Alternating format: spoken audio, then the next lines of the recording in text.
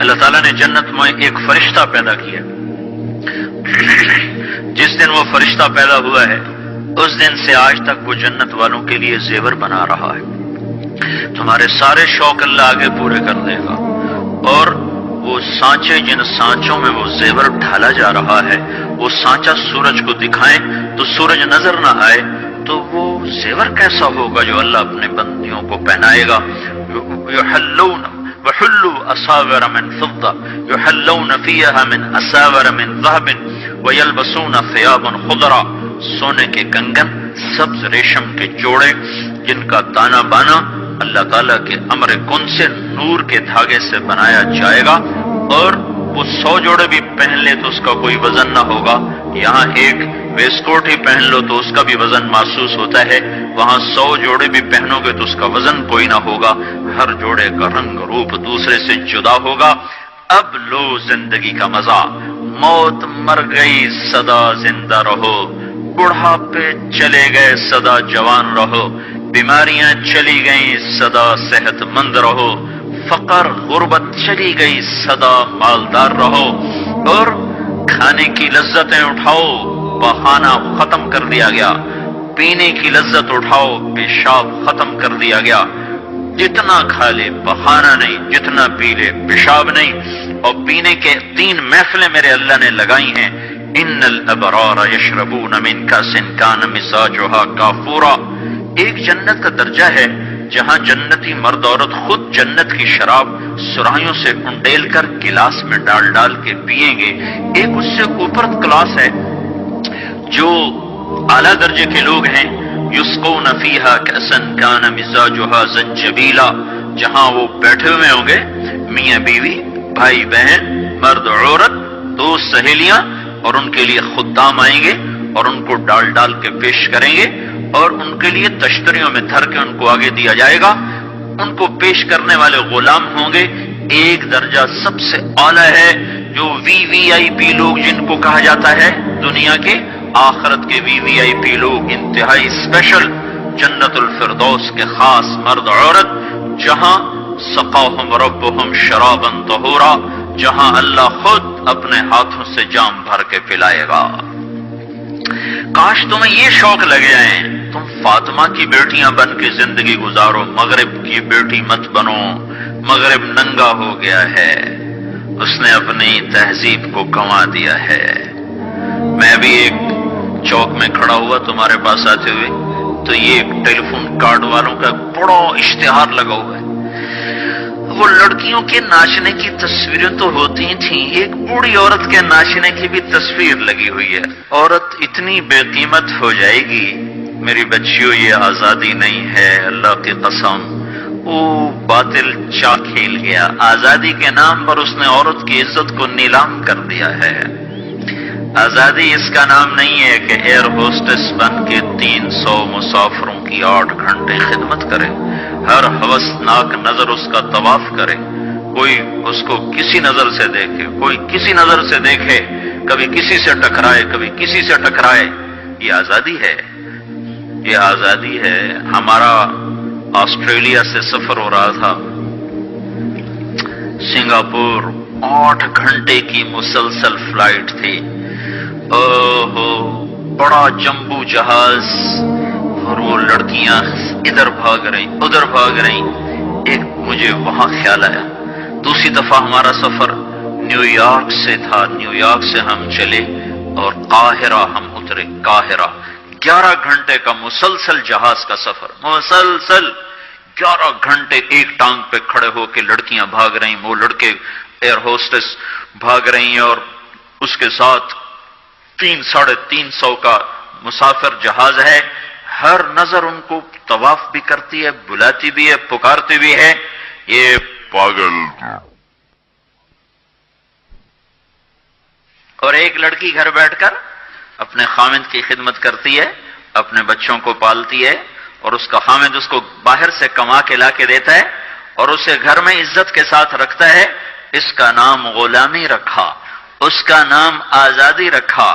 Hotel میں وہ چائے سرو کر رہی ہے، یہ آزادی ہے. اور وہ काउंटर पे जनरल स्टोर पर 8 घंटे खड़े होकर वो सारा दिन थकन से चूर हो जाती है, फिर उसने घर जाके खाना खुद तैयार करना है। वो घर में उसका खामिंद कोई नहीं बैठा, वो बॉयफ्रेंड है, वो आज इसके साथ है, कल किसी और के साथ होगा।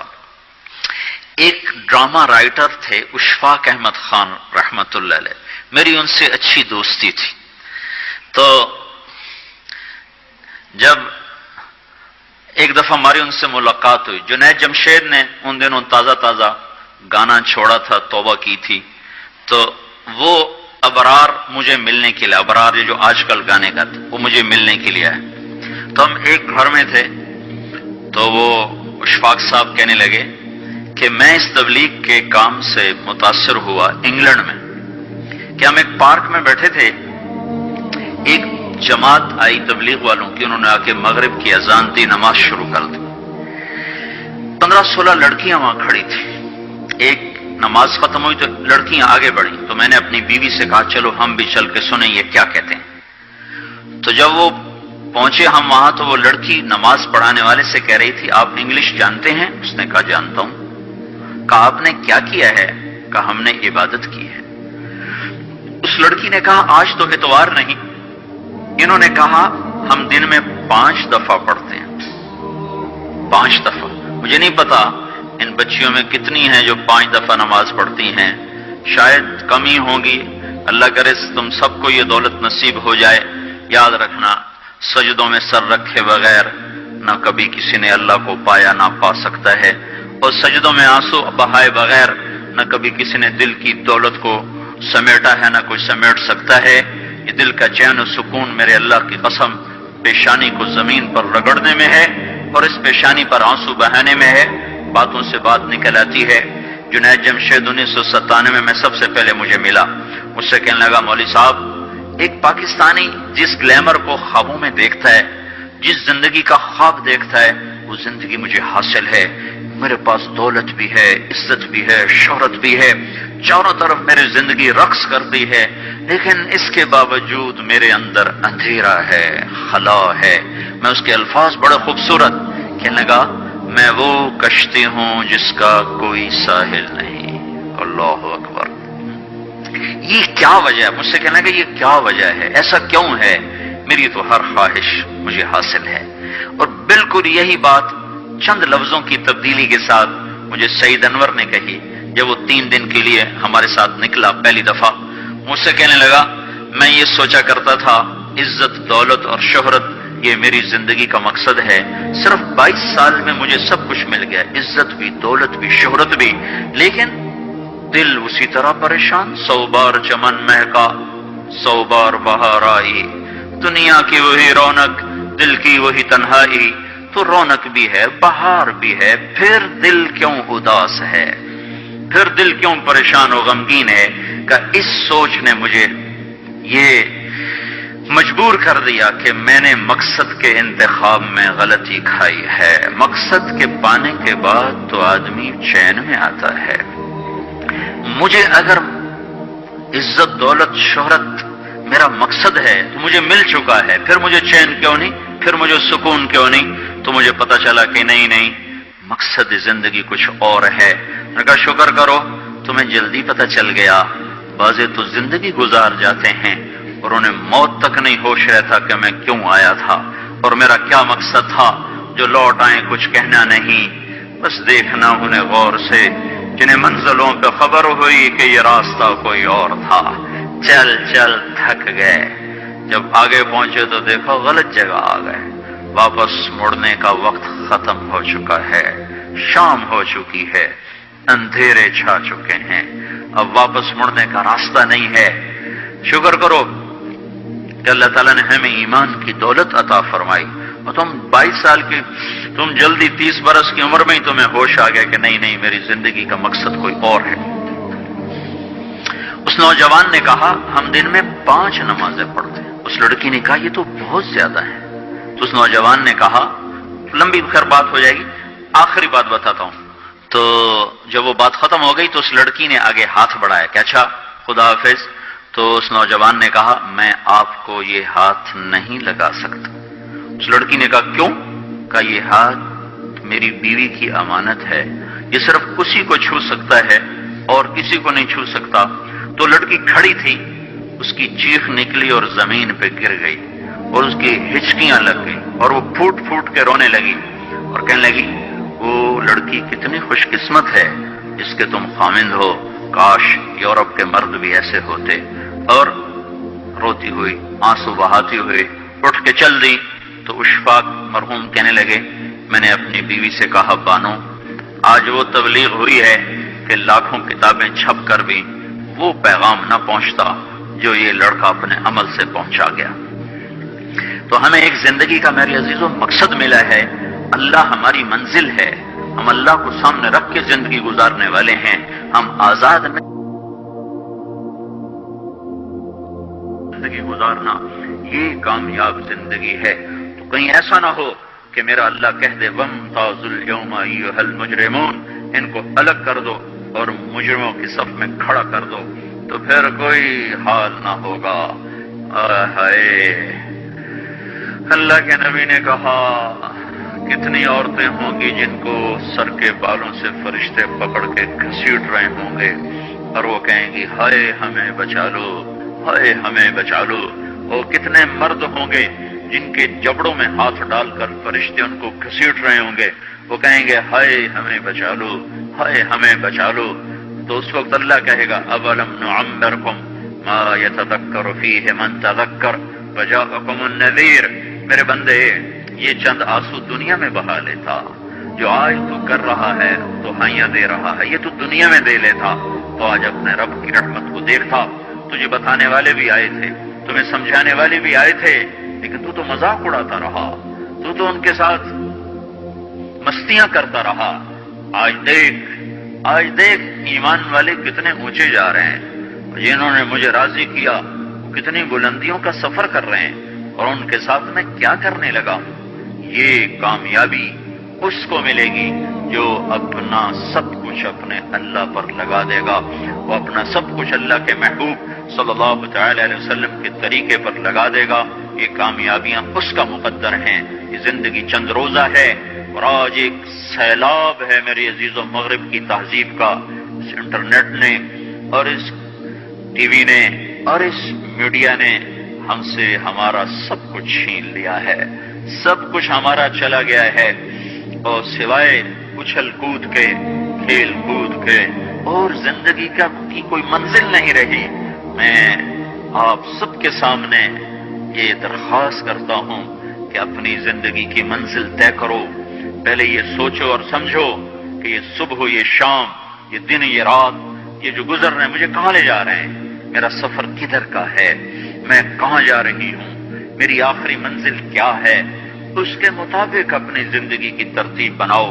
میرے آپ کے نبی نے فرمایا الکیس من دان نفسہ وعمل لما بعد الموت، سمجھدار وہ نہیں جو مشہور ہو جائے، جو عزت اور دولت کو اکٹھا کرے، سمجھدار وہ ہے جو اپنی آخرت کا سامان تیار کرے اور اپنی موت کی تیاری کرے۔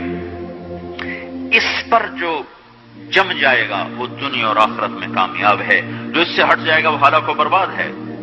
فرعون جیسا ظالم بادشاہ جس نے بچے ذبح کر دیے، اس کے دربار میں اس کے بیٹی کی ایک خادمہ تھی، باندھی تھی، اس نے چپ کے کلمہ پڑھ لیا، وہ مسلمان ہو گئی، وہ ایمان لے آئی۔ ایمان ایسی دولت ہے جو چھپے نہیں چھپتا، وہ نظر آتا ہے، جہاں نظر آتا ہے وہاں روشنیاں پھیل جاتی۔ میں جب سے کالج چھوڑا میں کبھی ہوٹلوں میں نہیں گیا، یہ 5 اسٹار ہوٹل کا اس وقت ہم جایا کرتے تھے جب کوئی وہاں جانے کا نام نہیں لیا کرتا تھا۔ چھوٹی عمر میں لاہور چلے گئے، ماں باپ جیب میں پیسے ڈال دیتے تھے، وہ سمجھتے تھے پڑھ رہے ہیں، ہم کچھ اور کاموں میں ہوتے تھے۔ تو پھر اس کے بعد میں زندگی میں پہلی دفعہ گیا، ہمارے ایک دوست تھے، ان کی بیٹی کی شادی تھی، تو میں کبھی نہیں جاتا ایسے موقعوں پر اس قسم کی جگہ پر، لیکن اس نے میری اتنی منت کی کہ میں شرمندہ ہی ہو گیا۔ میں نے کہا اچھا بھائی میں آ جاؤں گا، اور پھر اس نے مجھے تسلی دلائی کہ وہاں سارا الگ الگ ہے، عورتوں کا انتظام الگ ہے، مردوں کا الگ ہے، پی سی لاہور میں۔ تو میں نے کوئی 30-32 برس کے بعد اس ہوٹل میں قدم رکھا، ماضی کے دھندلکوں میں جھانکتے کتنی صبحیں کتنی شامیں وہاں گزری ہوئی تھیں غفلت کی. تو میں جب وہاں سے نکلنے لگا کھانے کے بعد تو عورتیں نکل رہی تھیں، اکثر بے پرد تھیں. تو وہاں گیلری میں مجھے کسی نے روک لیا، وہ مجھ سے بات کرنے لگ گیا. میں کھڑا ہو گیا، دائیں بائیں کچھ اور عورتیں کھڑی تھیں. اتنے میں سب کی نظر پیچھے لگی، عورتوں کی بھی مردوں کی بھی. تو مجھے سمجھ میں نہیں آیا کہ یہ نظریں پیچھے کیوں اٹھ رہی. کیا دیکھا، میرے قریب سے ایک خاتون گزری جو سر سے لے کر پاؤں تک مکمل برقعے میں، ہاتھوں پہ بھی دستانے تھے اور پاؤں میں جرابیں تھیں اور ایک بالکل سادہ سا برقع انہوں نے پہنا ہوا تھا. جب وہ گزری ہے تو ایک دم سناٹا چھا گیا، سارے عورتوں پر بھی سارے مردوں پر بھی. تو مجھے اس وقت خیال آیا کہ یہ حق ہے. یہ سورج جب چمکتا ہے تو ہر ایک کو اس کی روشنی نظر آتی ہے. وہ عورت اتنے اعتماد سے گزری، ورنہ ایسے ماحول میں تو جنہوں نے پردے کیے ہوتے ہیں وہ پردے اتار دیتے، سر سے دوپٹے اتار دیتے. وہ اس میں اس طرح گزری، سب کی نظریں شرم و حیا سے جھک گئیں. وہ عورتیں جن کے دوپٹے کہیں جا رہے تھے ان کی بھی نظریں شرم و حیا کی وجہ سے جھک گئیں. یہ مسلمان عورت کی پہچان ہے، یہ فاطمہ کی بیٹی ہے، یہ خدیجہ کی بیٹی ہے. یہ مغرب کی ننگی بیٹی نہیں ہے کہ جہاں ماں بیٹی کا تصور ختم کر دیا گیا ہے. اب وہ گندگی ہماری طرف پھینکنا چاہتے ہیں، وہ ہمیں یہ گند چاٹنے پر لگانا چاہتے ہیں. اور ہم اللہ کی محنت کر رہے ہیں، یا اللہ تو اس نظام کو توڑ دے. ہماری تو بے بسی ہے. ہماری بیٹیوں کے سر سے دوپٹے اتر گئے، کپڑے مختصر ہو گئے. عجب حال ہے. حیا پتہ نہیں کہاں ہی روٹ کے چلا گیا، نظر ہی نہیں آتا. پہاڑوں میں جا کے بھی ڈھونڈا، وہاں بھی نہیں ملا. صحراؤں میں گئے، دریاؤں میں گئے، کہیں نہیں ملا. کبھی ایک صفت ہوا کرتی تھی، آج پتہ نہیں کہاں سے ملے گی، کس بازار سے ملے گی. وہ منڈیاں ہی بند ہو گئیں. جس قوم کی بچیاں ناچ گانے کو اپنا شعار اور شوق بنا لیں، ان کی نسل سے اب خالد بن ولید نہیں پیدا ہو سکتے، ناچنے والے ہی پیدا ہوں گے. محمد بن قاسم نہیں پیدا ہو سکتے، طارق بن زیاد نہیں پیدا ہو سکتے. یہ جلسے جلوس نکل رہے ہیں نا توہین رسالت پر، تو مجھے اس پر اور رونا آ رہا ہے کہ یہ دیوانے کیا کر رہے ہیں. اپنی ہی دکانیں جلا رہے ہیں، اپنے ہی گھر جلا رہے ہیں، غریب لوگوں کے موٹر سائیکل جلا رہے ہیں. مجھے صلاح الدین یاد آیا، میں بہت رویا. وہ بھی کسی ماں کا جنا ہی ہوا تھا. اس کے زمانے میں کرک، ایک ہمارے پاکستان میں کرک ہے، ایک اردن میں کرک ہے. اونچی پہاڑی پر وہ شہر ہے، بڑا دشوار قلعہ ہے. اس پر ایک حکمران تھا عیسائی، اس کا نام تھا ریجنالڈ. تو کرک کے قریب سے قافلے گزرتے تھے حج کے. تو اس نے ایک دفعہ حاجیوں کے قافلے پہ حملہ کیا اور کہنے لگا بلاؤ اپنے محمد کو تمہاری مدد کرے، اور سارے حاجیوں کو تعطیل کر دیا. اور دوسری دفعہ اس نے بحری بیڑا تیار کیا اور مدینے پر حملہ کرنے کے لیے وہ بندرگاہ تک پہنچا ینبو کی، لیکن موسمی حالات سازگار نہ تھے تو واپس ہو گیا. تو حطین کی لڑائی ہوئی ہے فلسطین میں، جس میں سارا یورپ اپنی طاقت کے ساتھ میدان میں اترا تھا. اور ادھر تنہا صلاح الدین ایوبی رحمت اللہ علیہ اکیلا اس لشکر سے ٹکرایا تھا. اور انہیں اس میں ساری رومن امپائر کو شکست ہوئی تھی. تو بڑے بڑے بادشاہ اس میں گرفتار ہوئے. تو اس میں ریجنالڈ بھی گرفتار ہو کے آیا. تو کوئی 12 بادشاہ تھے ریاستوں کے جو سامنے اس کے پیش کیے گئے. تو پیاس کی شدت سے سب کا برا حال تھا. تو صلاح الدین نے سب کو پانی پیش کیا، ریجنالڈ کو نہیں پیش کیا. تو یروشلم کا جو بادشاہ تھا ہمفرے، اس نے اپنا پانی بچا کے اس کو دیا. تو صلاح الدین نے کہا یہ پانی تو دے رہا ہے، میں نہیں دے رہا ہوں. اسلام میں یہ ہے جب کسی کو پانی پلا دو تو اس پہ تم ہاتھ نہیں اٹھا سکتے، یہ امن کی نشانی ہے.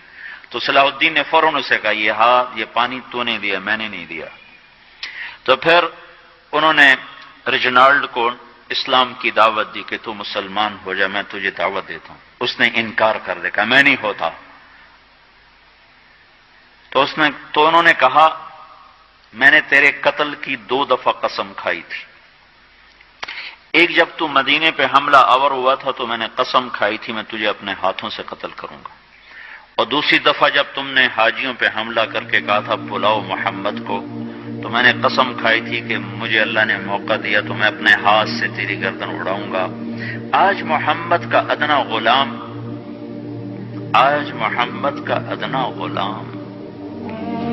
تیری اس بات پر یہ فریضہ ادا کرنے کے لیے آ رہا ہے، اور اپنی تلوار سے اس کی گردن اڑائی، وہ پیچھے لٹک گئی، پوری نہیں اڑی، پیچھے لٹک گئی۔ خوفناک منظر بن گیا، تو سارے بادشاہوں پہ کپ کپی طاری ہو گئی۔ تو صلاح الدین فرمانے لگے ہمارے مذہب میں یہ نہیں ہے، بادشاہوں کے ساتھ ہم بادشاہوں جیسا ہی سلوک کرتے ہیں، پر یہ حدود سے آگے چلا گیا تھا۔ اب مجھے یہ قصہ بھولا ہوا تھا، مجھے انہی حادثوں میں، انہی ہنگاموں میں وہ یاد آیا، تو بعد تنہائیوں میں بیٹھ کے بے بسی کے آنسو بہہ جاتے ہیں، اور اس کے سوا کوئی چارہ نہیں ہے۔ ہماری ساری نسل موسیقی میں ڈوب چکی ہے، جو بدن سرتال پہ تھرکتے ہوں، جو بدن موسیقی کے اوپر ہلتے ہوں، رقص میں آتے ہوں، ان پہ کانٹے ہی اگیں گے، ان پہ صلاح الدین کا پھول نہیں اگ سکتا، ان میں محمد بن قاسم کے پھول نہیں اگ سکتے۔ پانچ ہو گئی ہے ہماری نسل، اور یہ یورپ کا سحر ہے جو چل گیا ہے، ہماری بے بسی ہے، ہماری بے بسی ہے۔ میں تو بس منت ہی کروں گا اپنے آپ کو پہچانوں، اپنی ہستی حیثیت کو پہچانو، اپنی نسبت بدلو۔ تمہاری نسبت یورپ کے ساتھ ہو کے اگر موت آئی بے قیمت ہو جائیں گے، اگر مدینے والے کی نسبت مل گئی تو حضرت فاطمہ کے دائیں بائیں تمہیں بھی کھڑا کر دیا جائے گا، حضرت خدیجہ کے دائیں بائیں تمہیں بھی کھڑا کر دیا جائے گا۔ چند دن ہیں، صبر کر لو، گھٹ گھٹ کے مر جانا ہی بیٹیوں کی روایت ہے۔ مشرق کی بیٹی اس نے گھٹ گھٹ کے مرنا ہی سیکھا ہے۔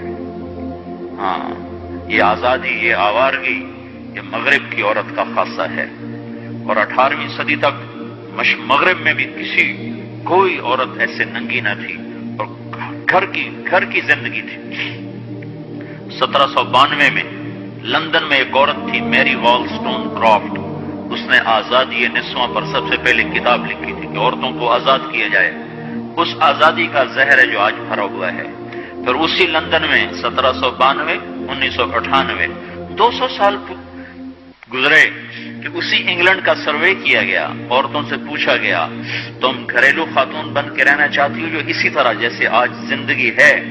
98% عورتوں نے کہا ہم گھر کی خاتون بن کے رہنا چاہتی ہیں، لیکن ہمیں خامند میسر نہیں ہے، ہمیں بوائے فرینڈ ملتے ہیں جو ٹیشو پیپر کی طرح مسل کے ہمیں پھینک دیتے ہیں۔ تو اس غلاظت کا انہیں بھی پتہ چل چکا ہے، لیکن اب وہ نکل نہیں سکتے۔ جو نکالنے والے تھے وہ خود اس پر ریچھ گئے۔ نکالنا ہم نے تھا، ایمان والوں نے، ہم خود اس زندگی پر ریچھ گئے ہیں۔ اپنے آپ کو نکالو اس دلدل سے۔ ہماری بیٹی کی عزت یہ نہیں ہے کہ وہ زینت محفل بن کے بیٹھی ہو، ہماری بیٹی کی عزت یہ ہے کہ اس کا ناخن بھی نظر نہ آئے۔ ہماری معراج یہ نہیں ہے کہ وہ اسٹیج پہ ناچ رہی ہو، ہماری معراج یہ ہے کہ وہ رات کی تنہائی میں قرآن کے سامنے بیٹھ کے رو رہی ہو۔ مجھے یاد ہے بچپن میں ہم چھوٹے چھوٹے تھے، ہمارے باپ ہمیں زبردستی مسجد لے جایا کرتے تھے، تو گھر گھر سے